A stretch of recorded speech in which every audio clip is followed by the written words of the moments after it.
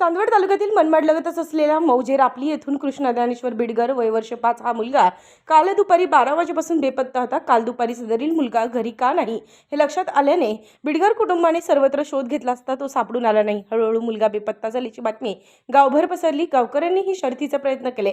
अनेक तर्कवितर्क यावेळी काढण्यात आले। कुणी या मुलाचे अपहरण केले की काय या संदर्भात परिसरातील अनेक सीसीटीव्ही तपासण्यात आले। शेजारीच रेल्वे लाईन असल्याने सर्व बाजूने तपास करून शोध न लागल्याने सदर घटनेची दखल घेत काल सायंकाळी 6 वाजेपासून पोलीस प्रशासनाने शर्थीचे प्रयत्न सुरू केले।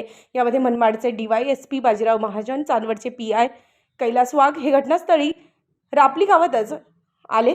सदर वस्तीवर रात्रभर मुक्काम ठोकून तपास कार्य सुरू ठेवून गावातील तरुण मुलांनी आणि पोलिसांनी तसेच वन विभागाच्या कर्मचाऱ्यांच्या मदतीने संपूर्ण परिसर पिंजून काढण्यात आला।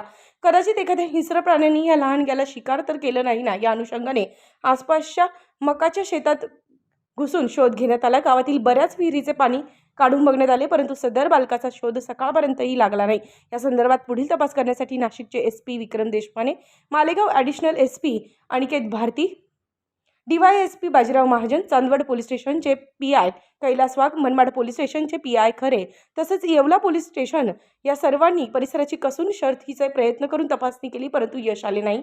सदरील शोध मोहिमेत डॉग स्क्वॉड ची मदत घेतली गेली असता घरासमोरच्या विहिरीकडे या डॉग स्क्वॉडने मार्ग दाखवल्याने संशय बळावला आणि या विहिरीत शोध घेतला असता अचानक आज सायंकाळच्या 6:15 वाजेच्या सुमारास बेडगर कुटुंबियाच्या स्वतःच्याच 10 परस खोल असलेल्या विहिरीत या चिमुकल्या कृष्णाचा मृतदेह आढळून आल्याने एकच खळबळ उडाली आहे। आता सदरील मुलगा या विहिरीत नक्की गेला कसा, कदाचित घातपात झाला की काय याबाबत तर्कवितर्क लावले जात असून याबाबत आता पुढील तपास पोलीस यंत्रणा करत आहे। उत्तर महाराष्ट्र न्यूज नेटवर्कसाठी धनंजय पाटील, चांदवड।